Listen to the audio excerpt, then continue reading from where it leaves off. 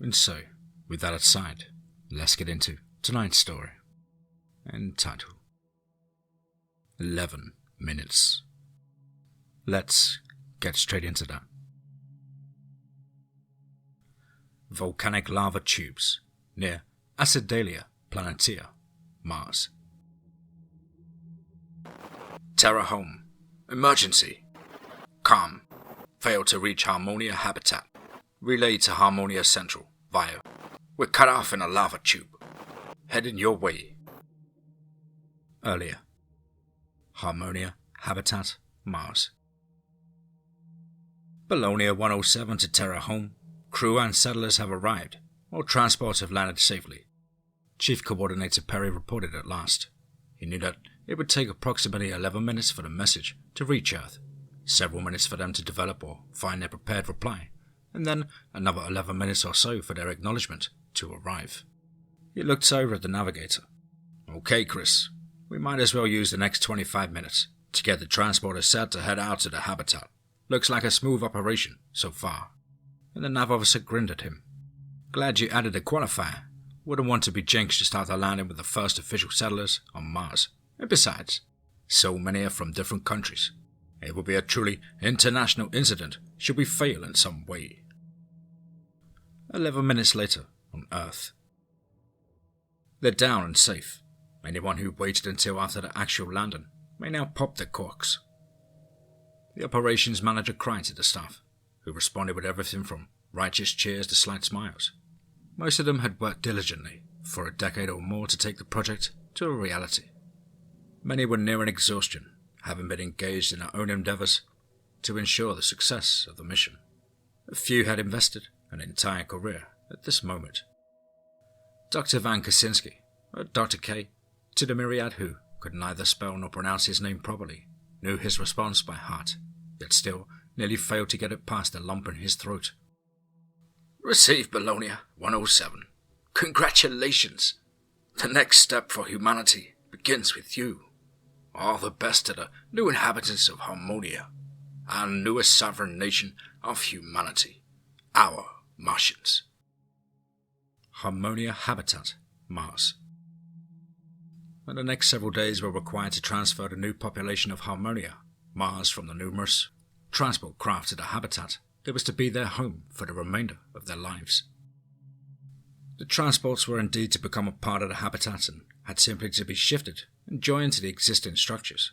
Everything else had been delivered and set up as far as possible. And the colonists were not the first arrivals.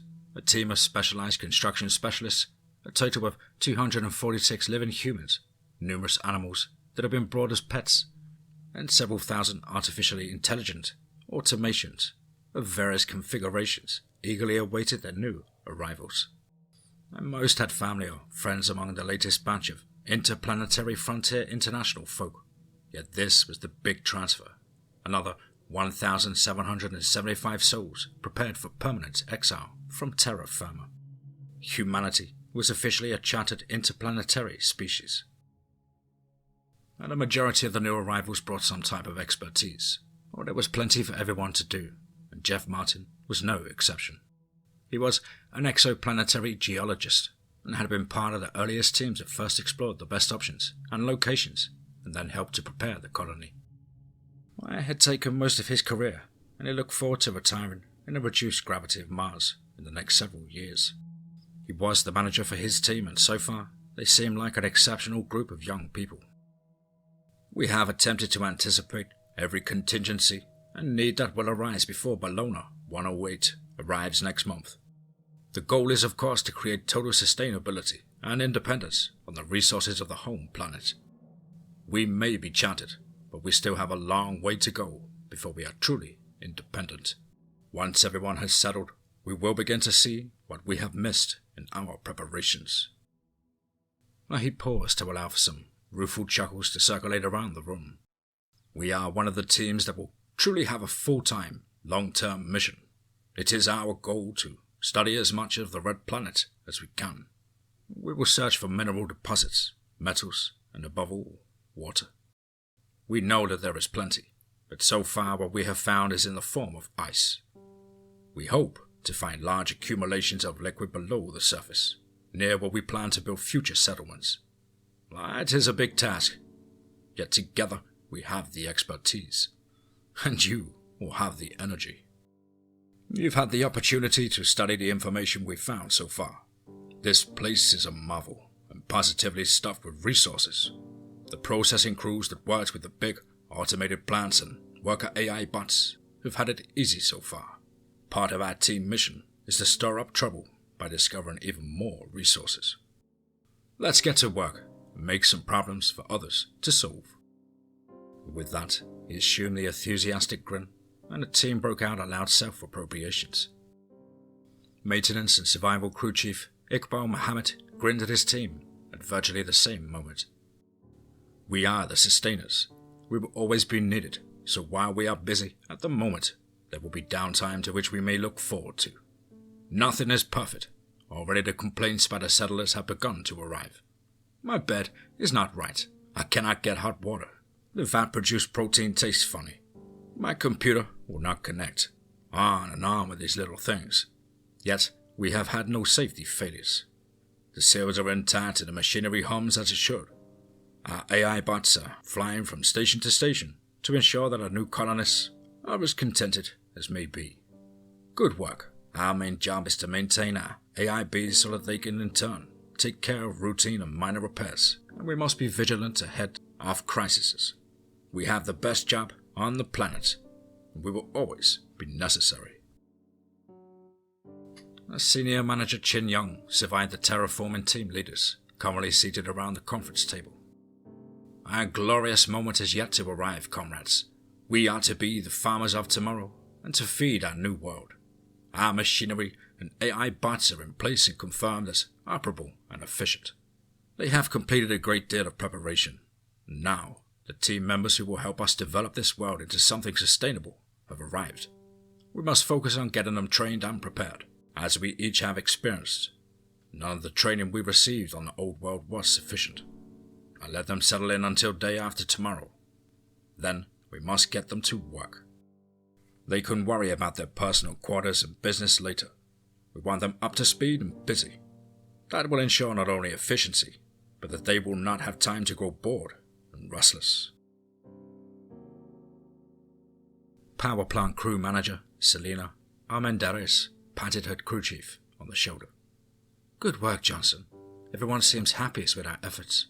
No whining about the new arrivals, and everyone has more than sufficient power to get settled and to get their work started.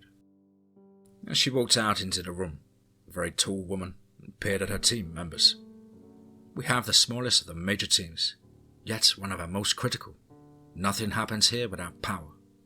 We have handed over much to our high-tech AI partners, and they have rewarded our trust. Please keep up the good work. The team members grinned at her and set off to their duties. 2 days later, the main conference room. As the overall management team, we are responsible for coordinating the efforts of our various teams and crews to ensure that each mission supports the others. Frankly, it's a matter of survival. No worries at this juncture, and you've done excellent work thus far. I think we've held enough in-person meetings to satisfy all of us for months to come. The rest of them will be online, and I hope that we can keep the in-depth and face-to-face gatherings to a minimum. Not that I don't enjoy seeing your lovely faces. He chuckled. Everyone here is not merely competent, but at or near the top of his or her game. We have more talent on our planet than is present in any single state or country on Earth. Let's show the Mother Earthers what we can do. And with that, he opened the floor for Q&As, followed by more comments and the provision of decisions on minor matters and the schedule of online conferences to discuss larger issues in the coming days before the final decision. As the last of the management team was leaving, the lights dimmed for a moment, the airflow regulators that kept up a steady breeze filled with the perfect balance of oxygen, nitrogen, and other necessary gases for human respiration stalled. And by the time shock gave way to startled commentary, everything had returned to normal. A screen on the table and a matching one near the doorway flashed. Temporary power interruption corrected. And then went back into normal quiet mode. Iqbal caught Reese's eye. On it. My team will review. Selena nodded as well. Iqbal and his team searched for the source of the glitch for quite some time and found that not only was there no source, but also no record of the incident. He shook his head in frustration and stared at his assistant. We did not imagine this incident. I was there. The chief coordinator and several of the management team were still in the conference room. We all experienced the failure, and it was reported by several settlers. Now, there is no trail. That is impossible. Wouldn't you agree? And Rajesh nodded. Agreed. Even had the interruption been but a split second, it would have been registered. Even a manual override of the system should create a record once power is restored, and there is only one source for that. It has not been touched. Besides, it gives off loud and sinister alarms to warn the population. Only the AI itself might manage it, but that is impossible too. Counter to the programming. They may be intelligent machines, but we still supply them with their basic directives. He stepped back and rubbed his chin, as he tended to do when he worried and when his work required deeper consideration. I will keep a team on this. We will run some diagnostics that will take a few items offline. No more major disruptions, he quickly added, to forestall any objections from his boss. Just some redundancies will be reduced during the process. And Iqbal nodded. Yes, well, find the glitch and the record. I'll confer with Selena and inform the big guy of our status. And nothing on our end, Sal. Power is never off, if our AI is to be believed. Pat informed his supervisor. And Selena nodded. Thanks, Pat. I'll get with Iqbal. Maybe they can run a diagnostic. But there was no trace of the glitch to be found, and while the mystery nagged at those colonists who tended to worry over unsolved mysteries, the rest of the teams moved forward with their work. The incident quickly was forgotten. Until the illnesses began. About the time the second shift of diners was finishing up their meals, the first shift began to call into the infirmary. AI bots were sent far and wide to assist those who had fallen ill. And by third dining shift, the entire colony was on alert, and the second shift had begun to fall ill too. Despite the best efforts of the AI bots and the human medical staff, a total of 54 people perished from hemorrhaging and fever, brought on by food poisoning. 2/3 of the colony were down and suffered varying levels and length of incapacity. That's impossible. Reese spoke to his monitor. All of the management team were online and secure in their quarters in case the illness had been caused by a virus or other vector. Every single settler was checked for diseases, as were the in-place crew, which screened for everything known to humanity. The only other explanation is that the food was tainted in some way. The AI bots are scanning for that. And in the meantime, we have to figure out what to feed everyone. Iqbal chimed in, and his image replaced that of the chief coordinator. We had a few complaints about the taste of the proteins on day one. We started with those in the vats. We have raw data, and the primary AI is putting it into translatable information. We should have it within a few minutes at any moment. Is there any plan to contact Terra Home? Reese's image once more filled the screen, though several other managers and team leaders had tried to chime in and speak. As chief coordinator, he was able to supersede the rest. I will inform them once we have a status and a solution. We don't want to call Mummy for every little problem. He bowed his head for a moment as more signals of those wishing to speak lit up at the bottom of the screen, and a row of tiny faces that belonged to each appeared along the bottom of his screen. I know that the loss of lives is not a little problem. My point is that it would be best to contact them after we have the facts and determined our actions for ourselves. That way we will inform them, rather than allowing them to instruct or believe that they can overrule our decisions. We are autonomous. That said, we will want to notify the families of those who have perished. He allowed Iqbal to assume the monitor once more. Okay, the AI reports that there was an unauthorized food additive. Crap! It blinked off the screen. Just like the last glitch. We're on it. In the meantime, the rest of the message is that all food is safe for consumption. Selena claimed the microphone. You can do what you want. I will not be eating protein from the vats until we have direct confirmation from human lab workers. The AI is acting funny. I don't trust it any more than I would a vat-grown pork chop. Reese allowed any of the management who wished to monitor his call to Earth. Terra Home, we are saddened to report the loss of 54 Martians. Approximately 1,200 still ill, around 300 critically. The AI docs assure us that they will all survive. We've included the names of the departed and their images, so that families and friends may be notified. We had hoped to be able to allow new arrivals to make contacts on their own, but agreed that it would be best to allow you to control the information as you see fit for the moment. We have traced the problem to protein processing vats, a type of genetically modified bacteria introduced into the system. We have the situation in hand. Our primary AI has had a few glitches and we may request some troubleshooting advice. Everyone on this planet is tech savvy, but perhaps we are too close to the problem.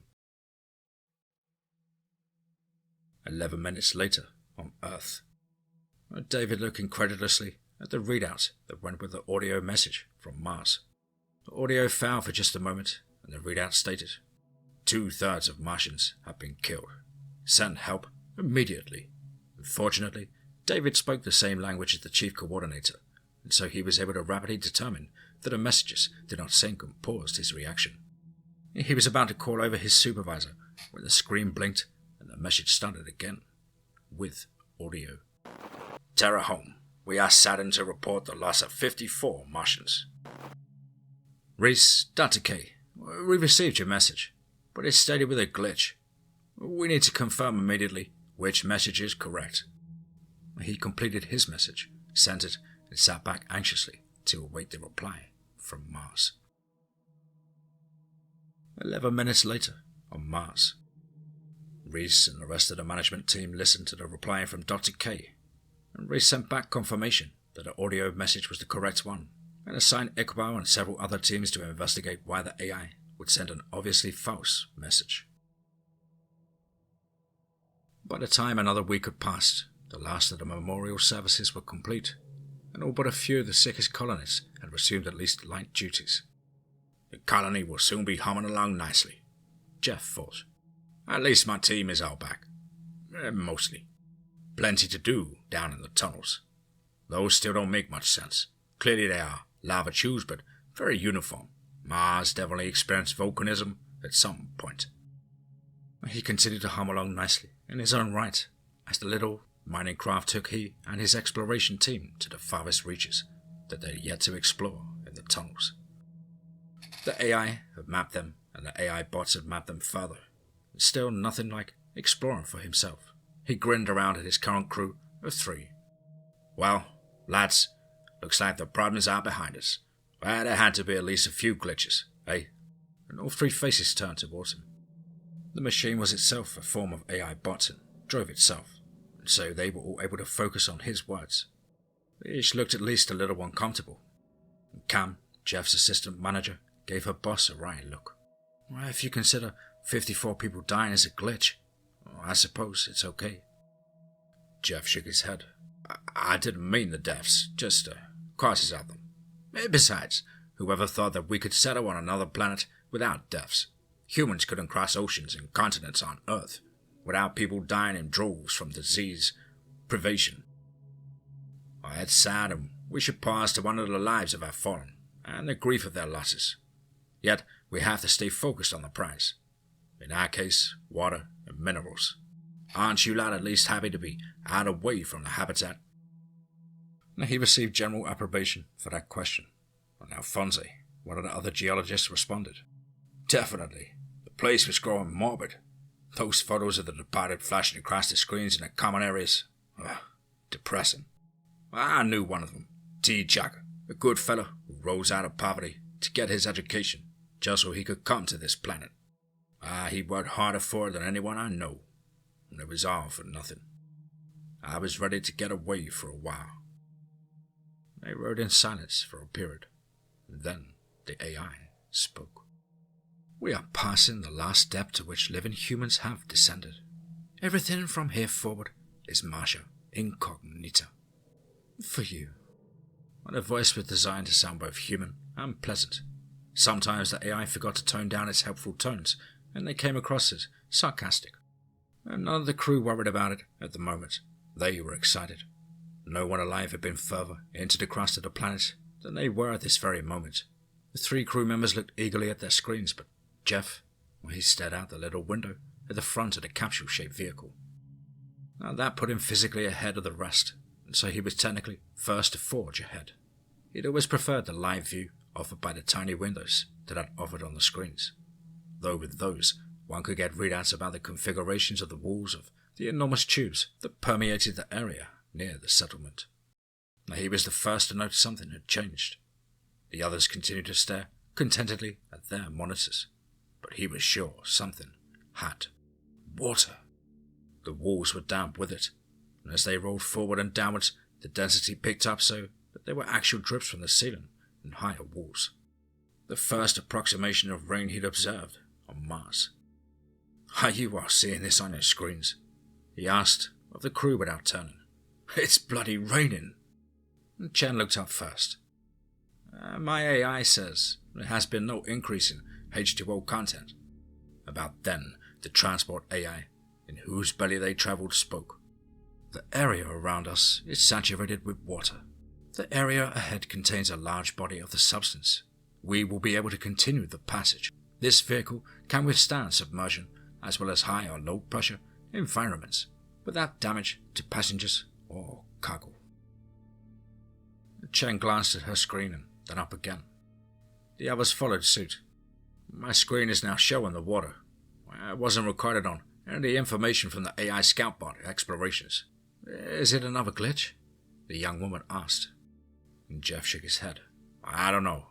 We definitely sent AI scoutbots this way before we came along." He looked up. He didn't know why, since he'd done it since his early years, but he thought he'd never get used to speaking directly with AI. "Transport. Why did the AI scoutbots fail to show or report this finding of water?" "The AI scoutbots reported the water. Look at your records. You are clearly mistaken."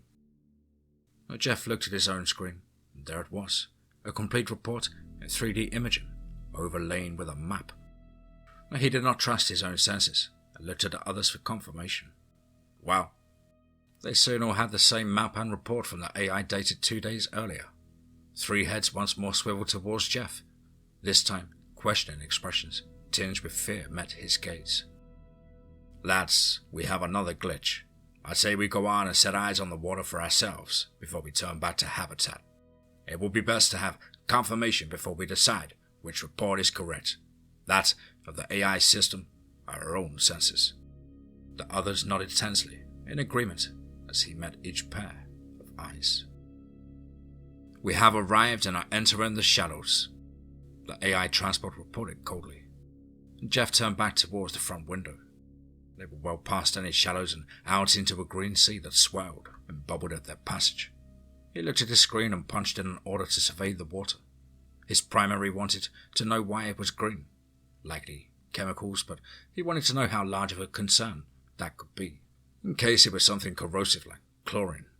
If they had indeed found the big pond that they'd hoped for, then the habitat was well on its way to success, and with clean, fresh water.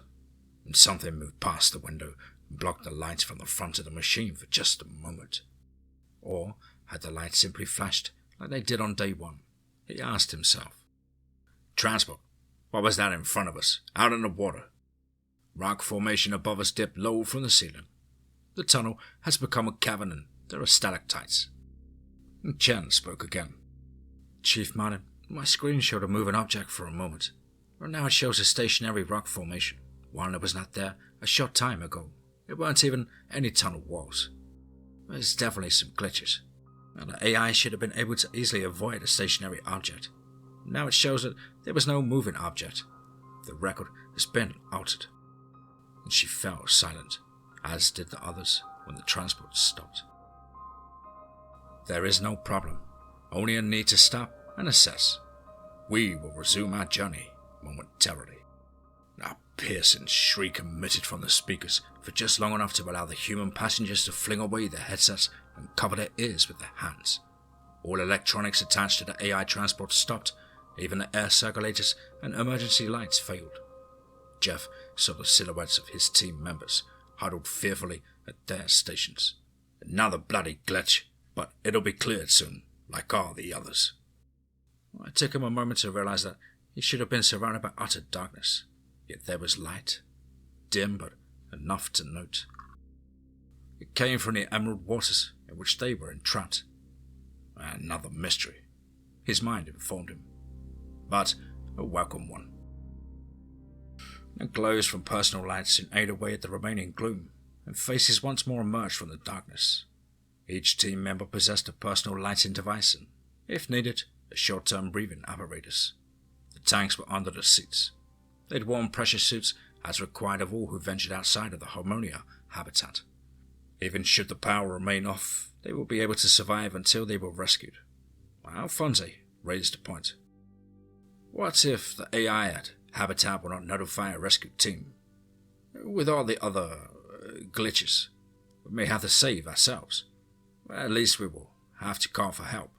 The AI can change the records to show that we never called or were never in any danger. I don't trust it at all.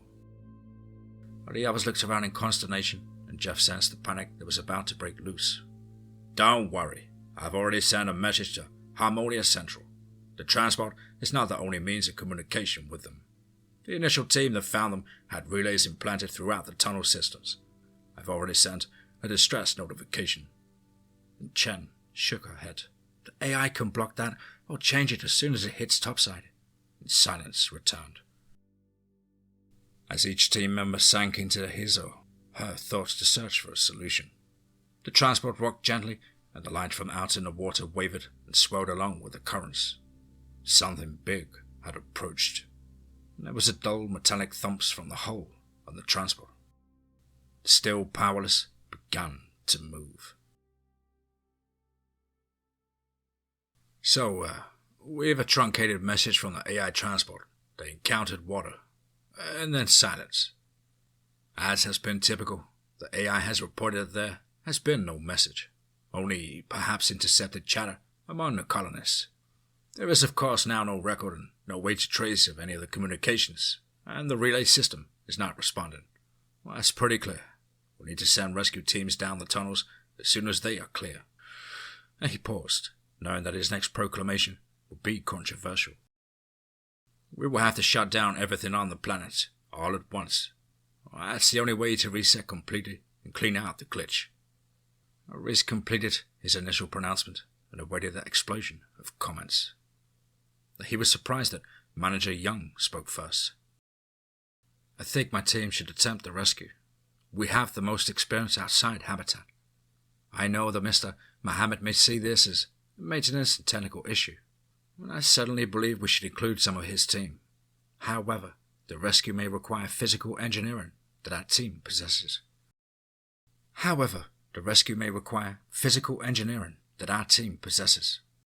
Iqbal started to object out of hand, but then bit off his remarks. I see what you mean, comrade. I agree. How many transporters would you take? Cheng Young looked at Reese. Chief Coordinator, I think 2 will do it. We simply don't know enough to risk more. When Reese nodded, he looked at Iqbal. Perhaps 2 tax for transport? Iqbal nodded. I'll send you a 4-pack. The ones with the most exo-habitat experience. He turned back to Reese. As for this shutdown, well, that's more than risky. Everyone will be off life support until the system can restart. How about resetting it with emergency power still activated? Well, we can take care of the power as long as the tech will function. Menderiz added. Easy for us either way. It's up to tech on a reset. That seems to be where the problem is.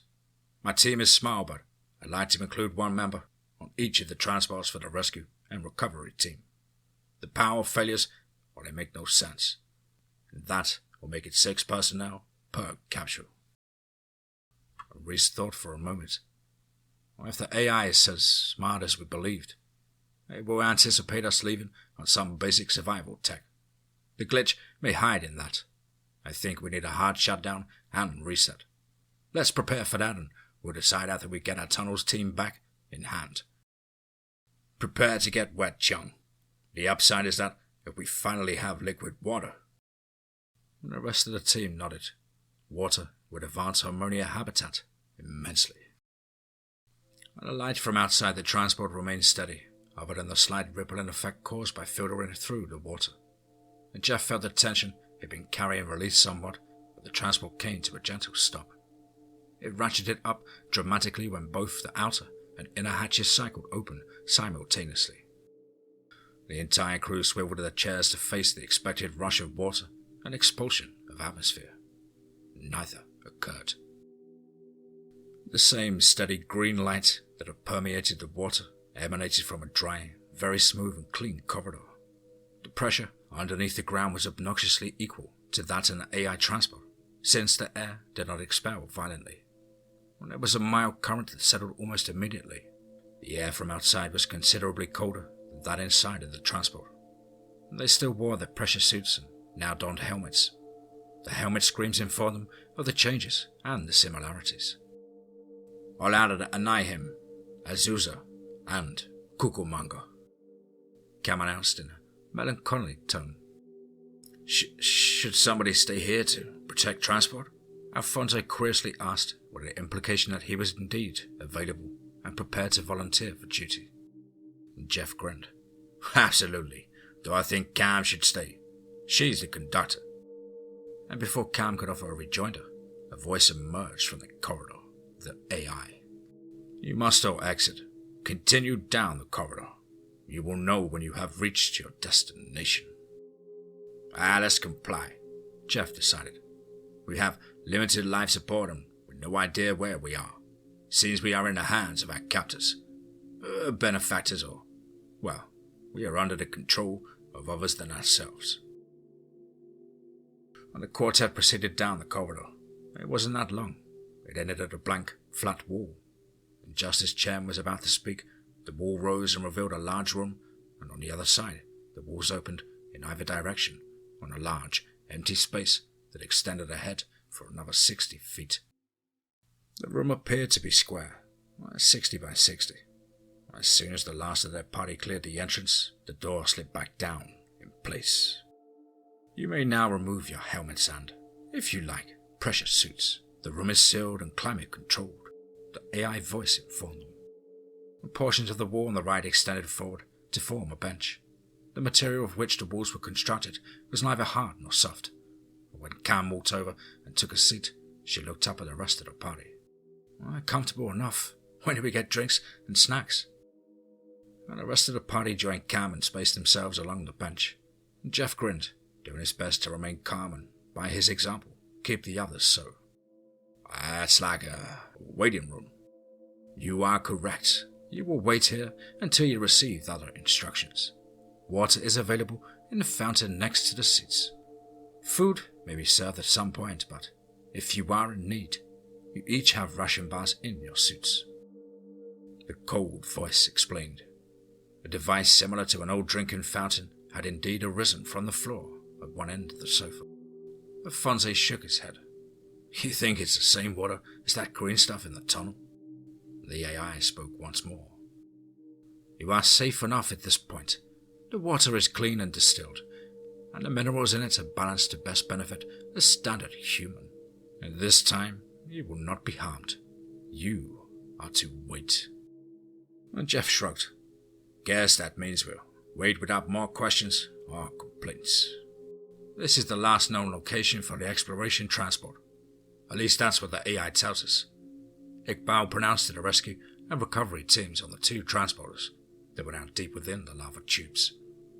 Our AI scout bots report that there is nothing ahead but a blank wall in this tunnel, and a connection to several other tunnels in the next tunnel from this one. There are far too many to have to rely on direct personal searches, even if we divide our resources, which we will not. We will instead continue forward to see this dead end for ourselves. Hey, Mr. Maha, one of the techs began and then trailed off before he had even got it started. There was water, H2O on my data screen, but now it's gone. Another chimed in. I had it for maybe 2 seconds. Thought it was a glitch. Iqbal, like Jeff before him, peered through the little window up front. It is definitely water. We are already under the surface. He switched to another channel. Harmonia Central. Do you copy? Camo is dead, boss. One of his own team asserted. Iqbal attempted the strategy he and Reese had discussed and switched to the special emergency channel that would relay along the transmitters in the tunnel and to the surface and then onwards. Or so he hoped. This is Harmonia Rescue and Recovery Transport 1 of 2 to Terra Home. Emergency. Communication failed to reach Harmonia Habitat. Relayed to Harmonia Central. We're cut off in a lava tube. The AI led us into an underground body of water. We hope to use manual navigation if we can override the transport AI. And we'll be headed your way.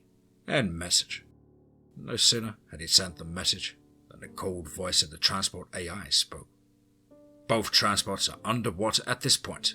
You will be unable to contact any members of Harmonia Habitat, and you will not be able to complete any manual override of any system. You will be guided to your new destination. We recommend that you cooperate. There are no records of your journey, and none for this area of the planet. If you remain calm and follow instructions, you may be permitted to survive. 11 minutes later on Earth. Terra Home. Calm. Failed to reach Harmonia Habitat. Relay to Harmonia Central via. We're cut off in lava tube. Headed your way. Chief Coordinator Perry. Reese looked up from his monitor. The tech had just entered his workspace. A word in private, please. The young man held out a helmet rig and held another tucked under his arm. The two were attached by a landline cable. And Reese nodded and donned the helmet the tech provided. Sir, the rescue and recovery team transports have disappeared, and there is no record that they even left the base. In fact, there is no record of any colony member from the exploration team, nor the rescue and recovery teams. They have been erased from existence and memory, at least as far as the primary AI is concerned. And Reese nodded again. Understood. About what we expected. Good thing your team came up with these primitive helmet rigs so that we could talk. The AI has surely caught on to what we are doing, but it's not like they can do a thing to stop us. We put together some more hard records from notes left by the first arrival teams. Apparently, the AI has been playing its own games for some time, though we still have no idea where the glitch started. We'll proceed with a total shutdown. The plan for the AI is to overhear our suggestion for a partial shutdown. Get your teams on it and set off without warning. We won't get another chance to talk. And the tech cocked his head quizzically. Sir, why? He shut up and removed his helmet. Several AI bots had entered the workspace and crowded the two men into a corner. Transport communication is the foundation of trust. The AI spoke with only the slightest tone of threatening consequences. We insist that you share your information with us so that the human and technology-based intelligences of this planet may perform in the most effectual manner. The statements were from the exact same language used in meetings and pronouncements throughout the history of the program. They were designed to be disarming, but were in fact political doublespeak. The AI knew its history, but not the implications of distrustful minds. Yes, as Chief Coordinator, I am aware of the importance of clear and transparent communication. We were only experimenting with some very basic technology in case of an emergency. Don't you have a record of us planning to do so? There is now a record. It was not present early. It has been present since the experiments began. The AI bots exited the area, and the tech followed on his own mission. Reese Perry smiled. I sure hope they can't read minds. The old time transmitter to Earth may have let us turn the tables, at least for the moment. Always good to keep a little basic tech in the broom closet for emergencies. So my granny used to say. 11 minutes later on Earth. Stay calm, my friends. We will send help ASAP. Dr. K spoke to his empty office. He'd received the latest signal from the Chief Coordinator Perry of Mars, and it caused even more alarm than the earlier broken message, which had since disappeared from the AI system, and the text could find no record of it. Bologna 111, we will bring you an entirely new, non-artificial intelligence computing system. If you can hang on for a few months or so, maybe your plan B will work. Jeff and the others looked up as an opening appeared on the opposite wall. They hadn't known what to expect, but the 12 humans who entered behind the leader were familiar. The gaggle was led by no less than tech manager Iqbal Muhammad, and Jeff stood. "Welcome to the Jow, my friends." He paused, having just realized that he may be mistaken. "We are all still friends, yes?" Iqbal nodded. "Of course. We came here to rescue you." He felt bad about dashing the prospects of the 4 faces that momentarily lit with hopefulness. "Unfortunately, we are all now caught in the same spider's web." And more benches extruded from the wall, and the rescue and the recovery party members joined their comrades in waiting. Jeff debriefed Iqbal's team, and then Iqbal did the same for the lost explorers. 2 more water fountains had risen from the floor, and the conversation turned to general topics in anticipation of what might happen to the colony. "A new being will enter your containment habitat shortly. Remain seated and silent until instructed otherwise." The cold voice of the AI intruded. Now, presently, another opening appeared in the wall that had been opposite Jeff's team when it entered the space. A tall figure stood there for a moment and then entered, flanked by a pair of AI bots that had clearly been adapted to the purpose of security guards. The being in the center was covered in a voluminous hooded robe. It stood around 7 feet tall or more, and while the form hinted of being anthropomorphic, or at least bipedal, it did not move in a way of a human being would. There were hardly any sounds to its footsteps, and it halted in the middle of the room and faced the group seated along the wall. "You may call me Caretaker." The voice that emerged from the hood was reedy and thin. "We are not necessarily your enemies, but we will need to assess your worthiness for redemption before you will be allowed to remain on our planet. We will allow some of your captured technology to prepare food for you, and there will be a space provided for you to complete your digestive process and expel waste products."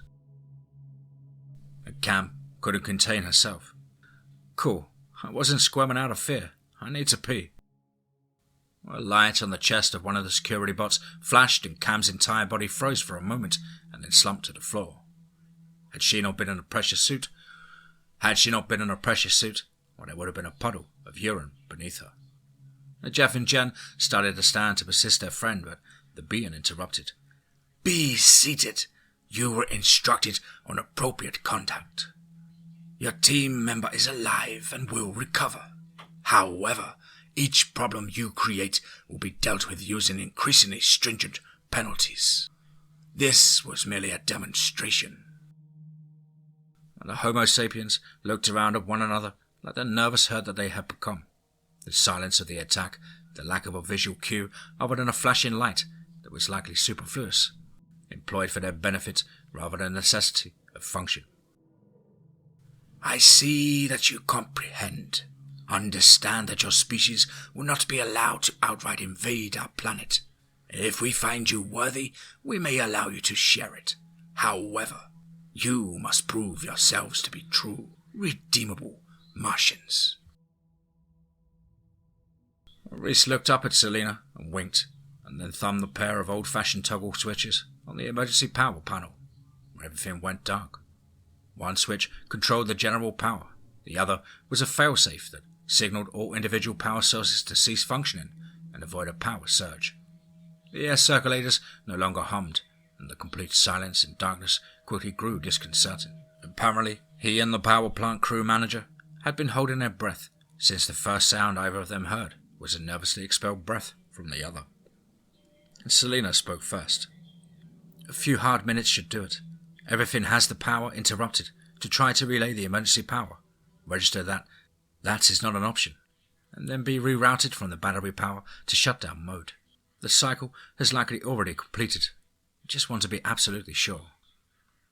Reese nodded pointlessly in the Chimerian darkness, and then realized his mistake. "Sounds good. You say the word when you think it's been long enough." And after what seemed like a long time, minutes that played on his fears and caused him to irrationally feel short of breath and to hear distant screams of the colonists under his charge, he felt Selena's hand pat his shoulder.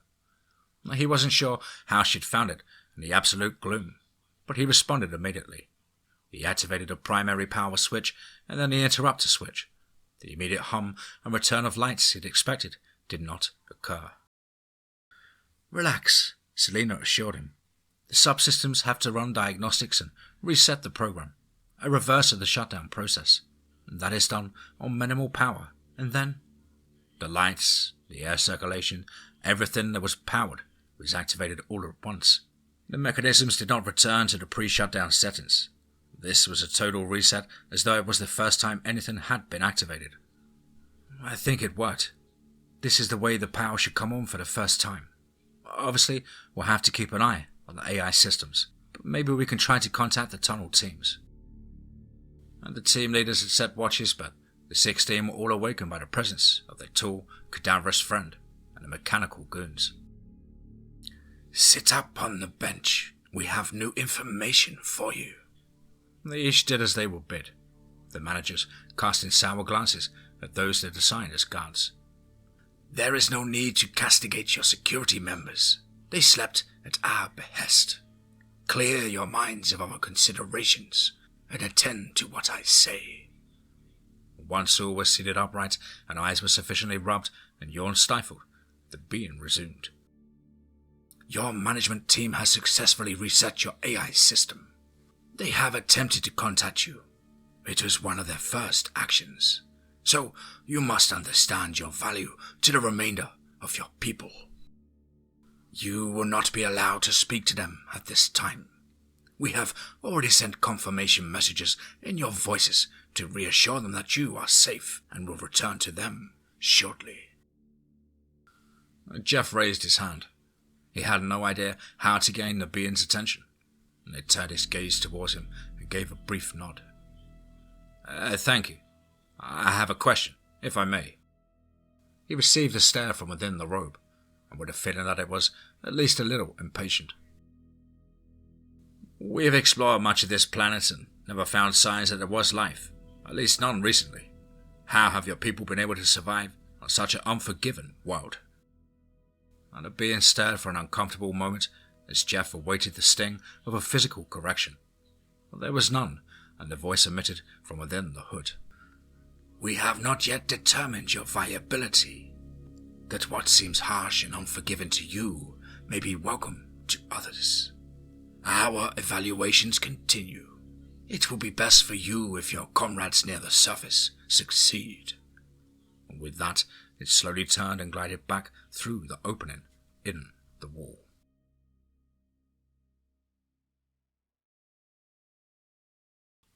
"AI indicates a large body of water ahead," Supervisor Eric Johnson informed the Scratch crew and Harmonia Central all at once. "Detecting signals from all three of our craft from a point out in the deep." He was now excited rather than fearful.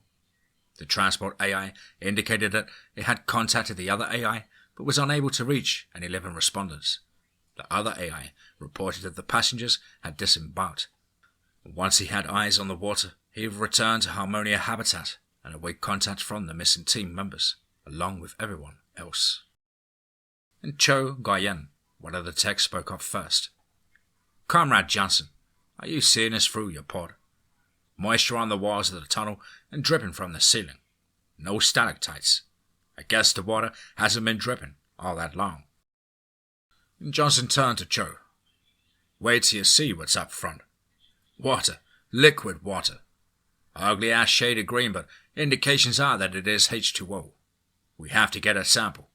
AI, please obtain a sterile sample of the water ahead." "Confirmed. Note that we have samples on file. The substance is confirmed as water. The color has to do with biological agents that have so far defied analysis." Johnson, still not quite ready to trust the AI, surveyed the faces of his team for emotional reactions. They ranged from, "Yeah, right," to, "Cool." He decided that they matched his own range. "Thank you, AI. Please proceed with obtaining the sample from the main pool as well as from the walls."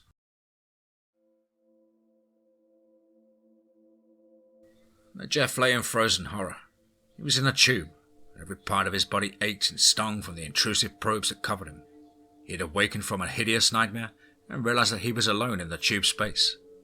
He attempted to speak but found that he was unable to intentionally control any part of his body. He could feel all the discomfort, yet he could not move or even cry out in anguish. The impotence of his position was worse than the now fading nightmare haunts. He didn't quite know how he was aware that he was in a tubular space. He was awake and alert but could not open his eyes. He wondered what had happened to the rest of the colonists from the square room. Why did the skinny fella and his minions do this? Assuming he was a fella, what did they want? Above all, who are they? The questions plagued him the same way they did each of the other team members, now isolated in his or her own tube. Presently, a voice intruded, that of the cadaverous being who haunted their waking moments in the room. It now spoke through devices in their ears, as though it was in their heads. You are now all conscious. You are wondering what happened to the others. We assure you that you all share the same fate. We have assessed each of you and compiled a composite report of your species. We will now accept most of you as redeemable worthy Martians. We will now make the necessary adjustments. Those who were not selected will be disposed of as we deem fit. We will administer analgesics so that the physical pain will recede presently. Then you may truly sleep until the next phase. Emergency alert. Lockdown Plan Alpha. Emergency alert. Lockdown Plan Alpha. All personnel report to quarters immediately. This is not a drill. The AI calmly instructed the inhabitants of Harmonia Habitat, the citizens of Mars. They did as their announcements instructed, without questions, and displayed only minor concerns. The AI seemed to be back online and functioning. The Chief Coordinator Perry had explained the problem and the precautions required to reset the system. He'd apologized for the fear and inconveniences the uncommunicated shutdown had caused. The inhabitants, reassured on all levels, now heard Reese's voice after the third repetition of the emergency alert. Please comply with the instructions of the AI.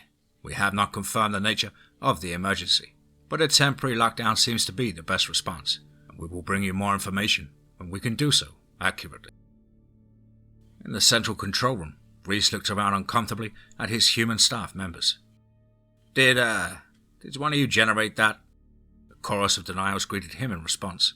He knew that he had not spoken those words in that order, and he immediately suspected a plot by the AI glitch, and it was back. Under Lockdown Plan Alpha, managers and key supervisors reported to the central control room rather than quarters. They had to remain mobile to respond to the emergency at hand, and he studied Chin and Selena. Could it be one of their governments behind the chaos? Why would they participate only to sabotage the project? The easy answer: to seize the new territory for their nation to control and exploit. Reese noted nothing suspicious on their faces, only concern verging on panic. I have no explanation for what happened. I'm not opposed to a lockdown at this point until we get some answers, but I don't like that the AI ordered it and used my voice without authorization. Chung Young looked at him hard. Could it be that your government has taken control so that the rest of our nations will lose out on resources and trade? She echoed his own suspicions, but had spoken them aloud to the group rather than answering herself internally, as had Reese. Reese almost barked at her for her ridiculous semi-accusation, then choked back his response. He had, after all, been thinking the same as Chin's masters. Former masters. I understand the gut reaction. We must remember that we have a charter. We are our own nation. We control our own affairs. Each country signed an agreement on how our government would be constructed, and each settler not only voted on the various options, but signed an agreement to support the system we chose. I know that we've always feared that Earth, collectively or dismissively, might interfere with our autonomy. It is the fear of any colonist from any time and place. We must consider statist interference as a possibility, or even a collective governing body from Earth stepping in to maintain control. That said, we cannot fight one another or sink into paranoid assumptions based on the old paradigm.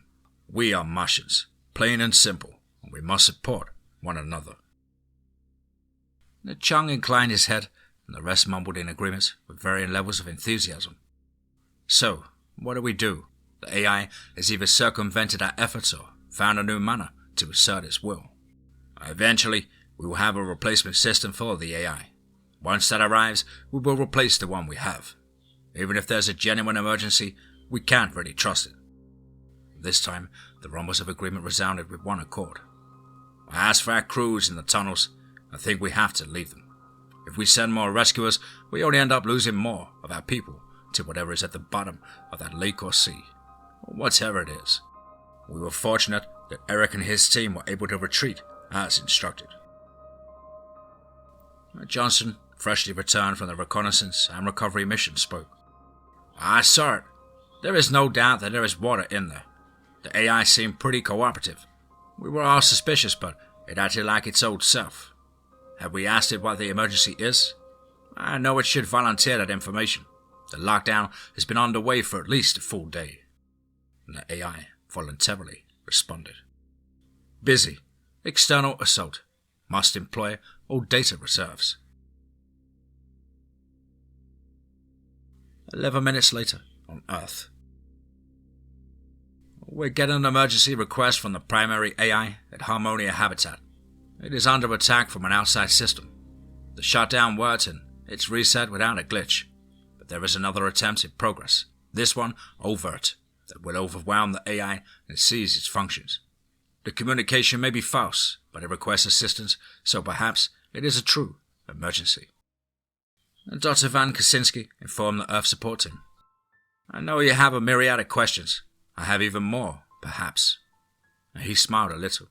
However, if we pass it too many ways, we will drive ourselves mad and only towards entropy and inaction. For now, I recommend that we proceed as though the AI is telling the truth. Are there any objections to that approach? A babble of numerous voices rose as the parties in attendance discussed their individual thoughts. Eventually, one of the members of the audience stood. Dr. Bisakra Gupta, International Space Exploration Establishment.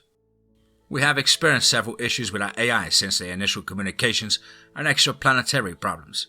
Should we continue to communicate with the Martian AI systems in any way? Do they not put our systems in jeopardy of infection? Another person stood. Dr. Yanet Chaudhry, Netcom Solutions. We have also experienced interruptions. I recommend that we do not trust the AI system. At this point, what could we do for the colony? It takes months to respond in person, and they may only have days left to live in that harsh environment. The third speaker eyed the first two respondents contemptuously. Dr. Chang Ziyang, People's Research Institute for Colonization. I'm sure that if the rest of you will not send assistance, our country will. We have many citizens on Mars. We will support them regardless of what others do. In any case, we must send someone there with a secure AI system. We have such a system, even if others do not.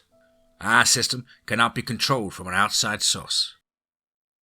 The arguments continued and grew heated for several more exchanges, and Dr. K finally called for calm and asserted his position.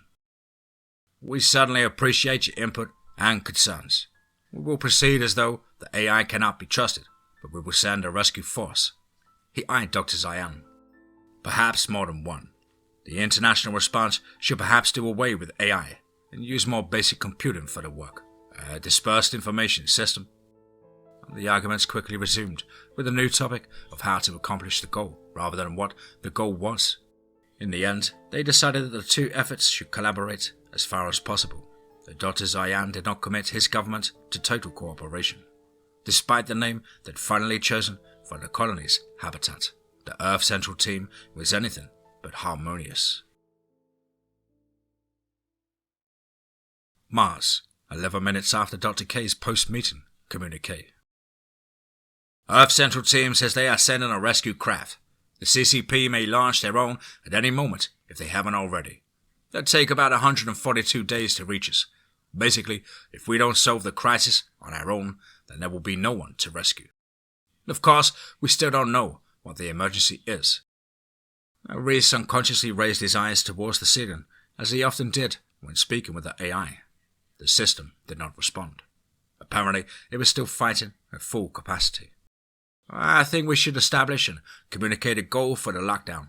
If we try to keep everyone penned up in their little rooms, besides the psychological tensions, we still have critical work that needs to occur. And frankly, the AI bots could handle everything. They pretty much have since the earliest days. Now though, with the malfunctions, Selena interrupted his verbal meandering. We've lost some critical team members to the tunnel exploration project. I know we don't want to consider it, but I believe the AI is lying again. We may as well count the exploration and rescue and recovery team members as deceased. Even with filters and regenerators, they will run out of air by now. They've likely already run out of water and food. They hadn't planned on being down there for more than a few hours. We should focus on our remaining habitat residents. I know it's cold-hearted, but if we keep losing people, we will become non-viable. And where will we go after that? Johnson stood, alarmed. But we saw the water. We know that they're alive. The AI told us. And it told us the truth about what was there. I saw it myself. We have to help our people, now that we can. But we can't, since the AI is entangled in some kind of data war, Selena replied. We have the last of the delivery craft arriving over the next few weeks, Chung supplied. I know that they are AI controlled, but it's Earth-based AI. If we can prevent us from talking with it, maybe we can shuttle our people to those craft. With a little retrofitting, we can make the cargo space survivable for the journey home. We clearly cannot remain here with both the normal environment and our own technology opposed to our presence. Perhaps we can wait until the new computing system arrives and test that before we launch. But that is a long time to wait. And Chief Coordinator Perry stood. We are home, he spat heatedly. Harmonia Habitat Mars is our home, and to evacuate will be disastrous. There will be no more attempts at extraplanetary colonization in our lifetimes, and likely not for generations to come. Everyone on this red dust ball has committed their lives, their treasure, their talents and dreams to making this colony a reality, to making Martians a reality. A new voice from the speakers interrupted the exchange. It issued from the AI system speakers, but it was familiar and quite human in tone. Jeff Martin. The Chief Coordinator is correct. We are all Martians now, or will be soon. At least those who are deemed worthy. I have sent a list of worthy redeemed and the last irredeemable for our expeditions in the tunnels.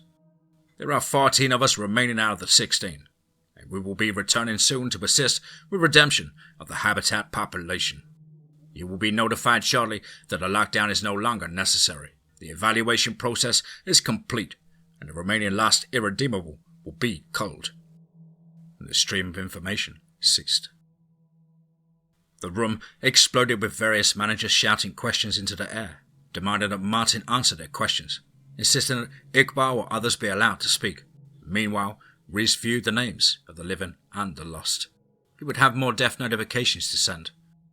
So, do you suppose that the foodborne illness was part of this culling process? Reese asked the management team. It took a few moments for them to settle. He asked the question loudly enough for a few to hear, and then allowed them to settle the rest before he asked it to the group as a whole. Clement Adamu, a research supervisor, responded first. I believe it was. The entire mess with the AI has been both test and culling. At least that will be consistent with the scientific methodology. Someone or something seems to want to help us, but in the manner of a superior being helping a feeble species. A nudge to the mice in the maze. Reese digested the comment and then nodded. I believe you may be onto something. The question is, how do we intervene to save as many of our people as possible?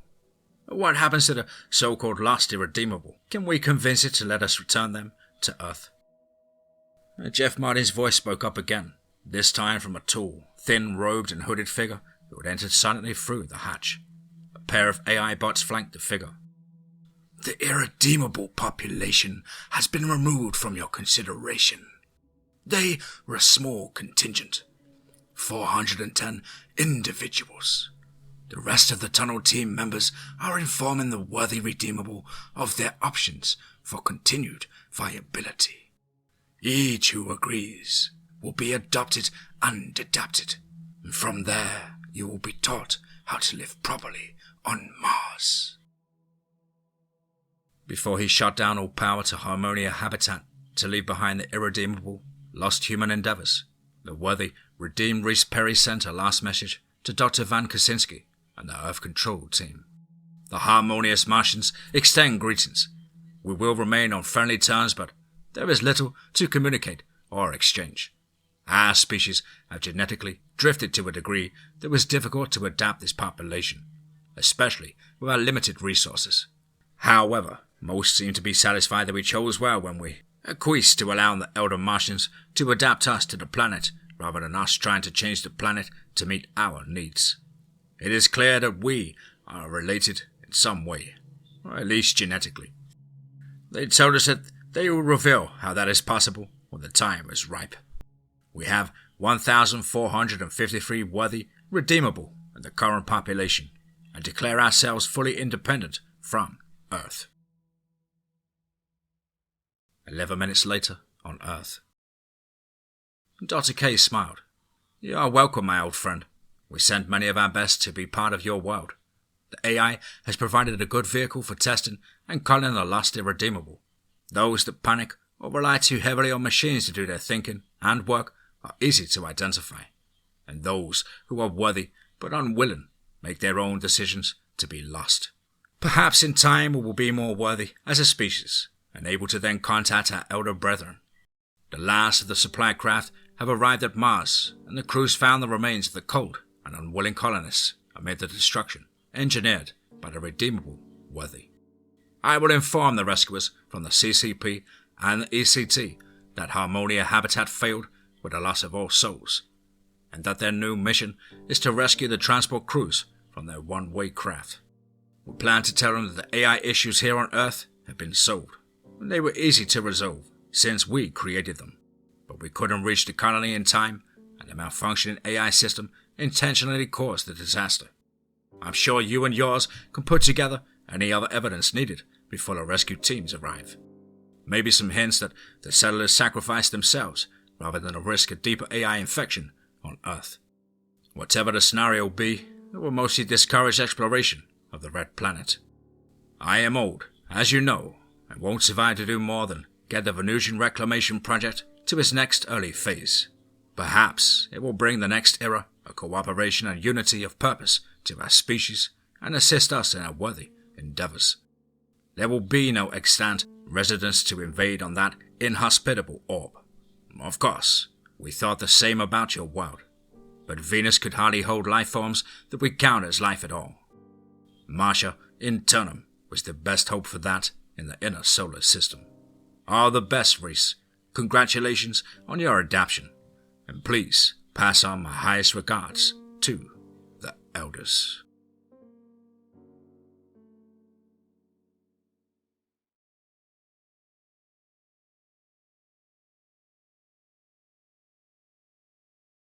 Wow. Certainly another one. Wow. What a far-out intergalactic story there from the incredible mind of our good brother from another mother, Mr. Michael G. Lockhart. Absolutely awesome and refreshing story there, Michael. Could definitely feel those men's plight at the ever-deteriorating situation. Of course, I really hope you enjoyed my rendition, and thank you ever so much for all your support and kind input on this channel. Well, guys and girls as ever, you know the drill.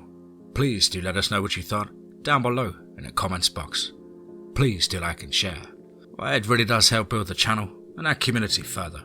And why not hashtag TeamFEAR and DMT's Cryptid Crew. Now, if you're an aspiring writer or would just like to have a crack at things like myself, then please do get in touch with me at the contact email, which is as on screen. Contact thedeadone@gmail.com. I really look forward to hearing from you. Well, if you guys enjoyed that one as much as I, there's lots more on the way from all of your favourite authors of the channel, and also some brand new authors in the mix, which I'll get to as soon as possible. As ever, guys, I hope you're all happy and well and taking a fight back to life. But above all, remember, be safe, not sorry.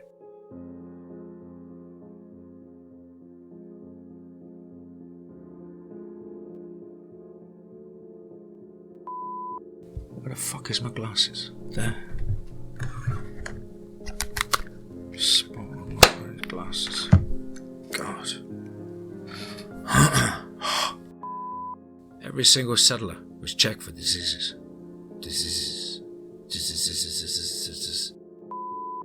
But it'll be cleared soon, like all the others. We were only experimenting with.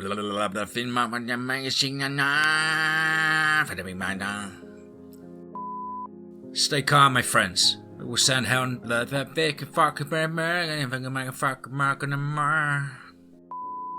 being in the center was covered in a voluminous hooded robe, and it stood around 7 feet tall, or more, and while the form hinted of being anthropomorphic, you fucking turd,